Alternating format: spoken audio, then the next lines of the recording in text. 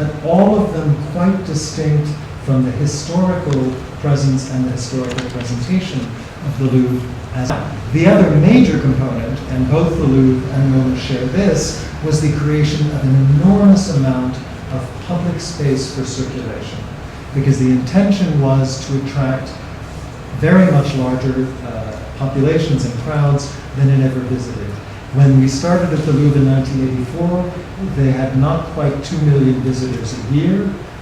When we finished in 1994, they had 6 million, and this year it's 7.5 million. So there was obviously a need for an extraordinary kind of machine to accept, distribute, and circulate this kind of crowd, and also to create the support for it. But these created other opportunities as well, and you can see the same thing here at MoMA, on the ground floor. Everything that is shown in this crosshatch is either open space and the museum garden, or new public circulation space. This is the ground floor plan. There's a major store here. There is new service and delivery space here. There is an enormous restaurant here with kitchens to serve it there. There's back of the house and lobby space here. In other words, when you arrive at MoMA on the ground floor, with the exception of the garden, the historic center, there is no art. The experience arriving at MoMA is of an extraordinary building, of a wonderful new public setting, of a space in which to meet people, to see things. But if you want to get to the art, you need to actually go in, turn around, come upstairs, and then move into the gallery sequence. All of this was quite deliberate. This idea of concentrating on secondary or associated kinds of uses was quite deliberate in the thinking. The result is that today has not one, not two, but restaurants. One of them extremely expensive, which most museum goers would not. If you were to take your family to the restaurant, you would spend $200 or $300 easily. So it's not the snack bar or the cafeteria. There is an enormous bookstore and a second store across the street for the design collection, both of which function in an autonomous fashion and stay open even when the museum is closed. And above all, there is this enormous amount of public open space. I'll come back to the Louvre in a moment. But the public lobbies and the Great Hall, which have given MoMA an opportunity now to essentially hire the space out, either to create events of their own, or to let the space to private individuals or to private groups who wish to create events, parties, special events, and receptions there. And these obviously represent an enormous source of income for the museum, as do the stores, as do the restaurants. The same, in a different way, is true of the Louvre, which has two enormous enclosed courtyards, which do have sculpture in them, but which also have become spaces for receptions, spaces for state functions, spaces for gatherings, and which represent, in addition to the space under the pyramid, an extraordinary source of revenue as well. But the result of all of this is, apart from the fact that the art now seems to be a separate experience, that MoMA has had to become a specialist in restaurant services, a specialist in retail and commercial services. It has had to create a program for films and theater and other events, concert series, as has the Louvre. And so the redefinition of the institution has, I would suggest, proceeded by changing the focus, changing the historical concentration, and adding to it a great many other cultural activities which previously were not considered to be part of the museum's function.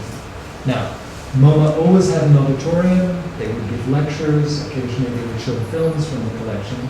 But now they have 3 auditoria, and they have to have a constant program in order to keep it going. As I said, this space is used for entertainment at least once a week, And as a consequence, MoMA has an entire staff that does nothing but keep this space open for those who want to lease it. Same is true of the Louvre as well. And I'm sure you all know this because, in fact, this has been one of the major tendencies in the expansion of museums throughout Europe and now throughout the United States. The argument is that by bringing different populations and many populations to the museum, there will be greater attendance and greater interest in the art.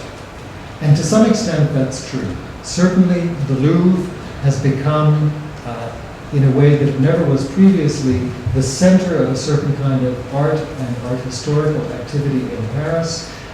One of the most interesting figures about the Louvre is that before 1984, only 10% of the visitors were French, and only half of those were from Paris. Parisians would go to the Louvre when they were children, and they would simply never come back again. Today, almost 45% of the visitors to the Louvre are French, and Parisians come there with great regularity. So there has been an extraordinary success in terms of animating new populations. But it's not at all clear that the Louvre is very good at producing concert series, or creating commercial galleries, or in fact becoming a party hall with catering services and the rest. And the Louvre has begun to see that there is fundamentally a conflict between all of these secondary, non-art related activities and the fundamental mission, which is, of course, the conservation and the presentation of the art.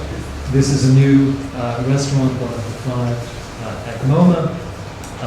And here, just to show you some of the new galleries, because of course there are new galleries both at the Louvre and at MoMA. This is the transformation of the Ministry of Finance. This is the top floor with the painting galleries that were all created in order to take advantage of natural light. I'm sure that many of you know these. The historical cycle of the Rubens, frescoes of Rubens paintings of Marie de Medici. And MoMA also adapted a very similar idea in using the top floor to introduce natural light in order to have temporary exhibitions. The idea being that if you could take the public and bring them up to the top floor, that then it would be a very easy matter to continue down and to see the permanent collections which are installed chronologically from the top to the bottom. So again, at a very different scale, a very similar strategy of trying to attract the public to a critical position in the new complex, and then to have them move through the building in order to bring more people to the permanent collection. This is an early view of the intention for those galleries. Finally, MoMA decided that it would not use as much artificial light, but you can see that this is a vast space. It's about 70 meters long and about 20 meters wide, and it can be subdivided, and for those of you, almost always broken into much, much smaller pieces. And these are some of the new galleries for the permanent collections. You can see that in some respects they're quite similar to the kinds of spaces that MoMA has always had. They are larger, they are much clearer in their detailing, the lighting is much more effective, and yet they still have very much a similar scale to that which historically the museum was trying to present. So, the one model that I've just been speaking about is the idea of, we say in English, of bringing the merchants into the temple, of bringing the retail, bringing the restaurants, bringing the sales, bringing the parties to the museum in order to sustain the art activity.